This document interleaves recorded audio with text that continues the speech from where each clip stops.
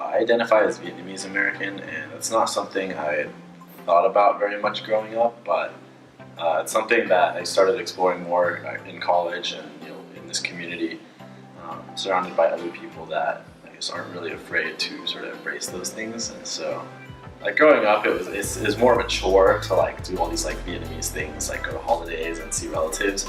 But now looking back, I'm like very glad I partook in those kinds of things. My identity that I really think is important to me is my Cambodian identity. I wish I asked more questions growing up about it, because I think, especially being in Southeast Asian Union, I realize how sort of clueless I am when it comes to the history of Cambodia and the history of Cambodian Americans. I identify as Khmer. I didn't really see myself as part of a wider Asian group in anything but I would mark as the census before coming here.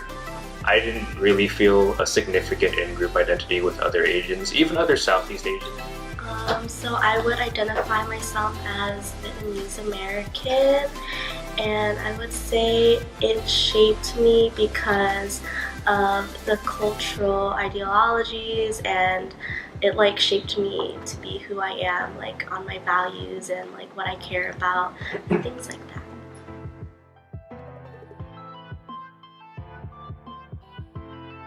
We came here as refugees fleeing a war and persecutions from the government. So it's very different in terms of our resources. We had to build a whole community again from scratch and kind of navigate how the US works or wherever they migrated to. I think a lot of Southeast Asians that are in the US, and especially I guess in California on the West Coast, are here in some way or another because of the war, which is a little different, if I had to guess, from the experiences of East Asians, just because they were less involved in more recent conflicts. And so part of being Southeast Asian, I think, and embracing that is also knowing your own family's history of how you got here, how you were affected by the war. And certainly for most Southeast Asian people I know here, that's something that we explore together too. Where I came from, I'm from Stockton, California, and we're a very diverse population. We have quite a lot of Southeast Asian communities, such as Cambodian, Hmong, and Lao. And what I noticed, for Hmong, the Hmong community, friends and people in school, they wouldn't be too focused on academics. A lot of them have jobs after school, and I know sometimes they would be pressured to do things for girls it would be to get married and settle down and have children and just provide for the family and help support. I noticed East Asian, all my AP classes, it was 90% East Asian Americans in it, and they kind of already knew where they're going. They knew how to navigate around the academic system, and did kind of better on tests because there wasn't much that they had to worry about other than going into a good school. But for Southeast Asians, I would say we had to think more about family and I know that the first thing people think when you say Asian, it's Chinese, Japanese, Korean, anime. It's kind of just what about us? I know a lot of people that don't even know just where we come from. The trauma that we've been through and has been passed down to us through our family is very different. Not all Asians should be one thing.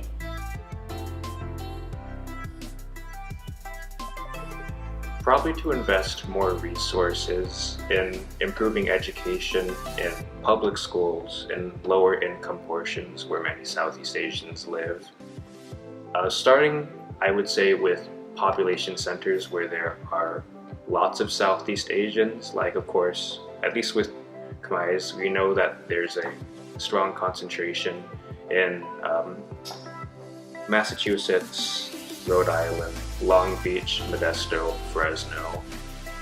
So starting targeting places with the biggest concentrations would be a good start?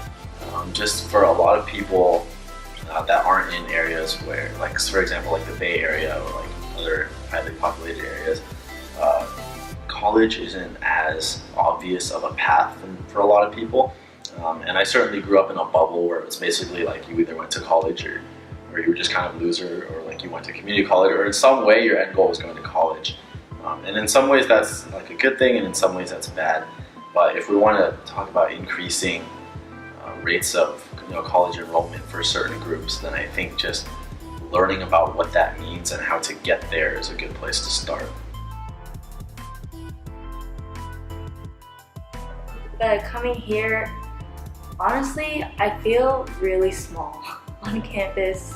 Like, I don't go to office hours because I'm scared of people. I barely went to CAPS recently, even though I've been having like the urge to get a therapist in Santa Barbara since the beginning of the year. I just barely was like, okay, let's go to CAPS. Also, I'm an EOP, never gone to see an EOP advisor. And I don't know if that's me not taking advantage of my resources, or if I'm just used to being sort of ignored, in the sense that like I'm a minority, so I always feel like I just have to support myself. That's just been a thing for me since I was a kid, and I know a lot of people, a lot of Southeast Asians feel the same way, where it's like our parents came here on their own, and now we're on our own trying to navigate college and life and stuff. I've never been the type to ask for help, and I don't know if that's a good thing or a bad thing. Something I've noticed, and like I am also guilty of this, is like learned helplessness, which is basically where like students kind of just, or like the C community isn't really the type to ask for help or seek help. So what they tend to do is like kind of try to figure it out by themselves, which I think is incredibly difficult to do.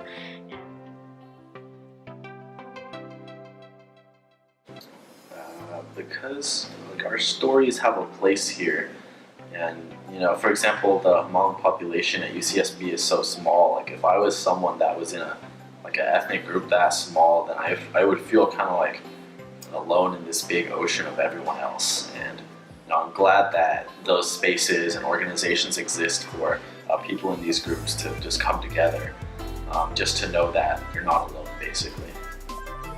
Well, joining CU has Southeast Asian Union has really made a difference in my place on this campus.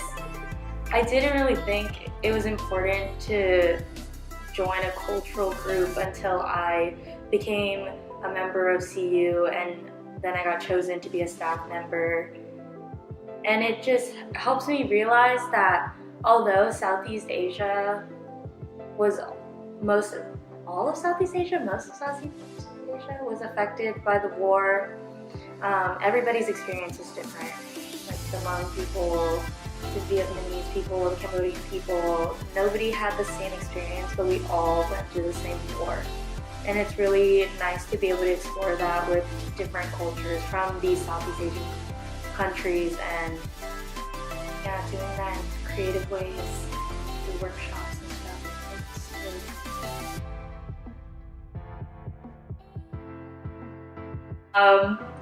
Southeast Asian Union has changed my life so much. I can't imagine not being in this org.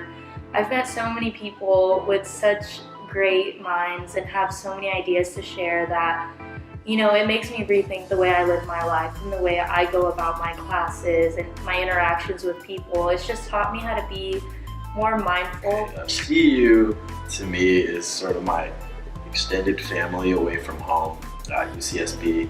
My first year here, I kind of struggled to, just fit in and make friends, because you have all your friends and support system at home, and then suddenly you're going to school 200 miles away. You just don't have those anymore. And so I was just looking for something to fill those gaps. This year, CU has definitely developed and grown into such a powerful community where everyone is so like tight knit, and like everyone hangs out with each other all the time and supports each other with like every achievement, and like supports each other for like every like bad thing that happens. And like I feel like for me personally, and I'm sure for many other people in CU, I definitely feel comfortable and accepted, and I was truly like able to be myself. I was also able to be vulnerable with like everyone, which has never happened ever like in my entire college experience. And the community is like only growing from here, and I can like see such great potential. I think before I came here, I can now say that I think I was ignorant just to other people's feelings and cultures, not in a way that it was intentional, but just coming in to see you and like seeing how welcoming everybody is of each other, different backgrounds and all. It just shows that I should be more aware of how to treat people that are different from me, but also how to celebrate that in a way that brings us unity.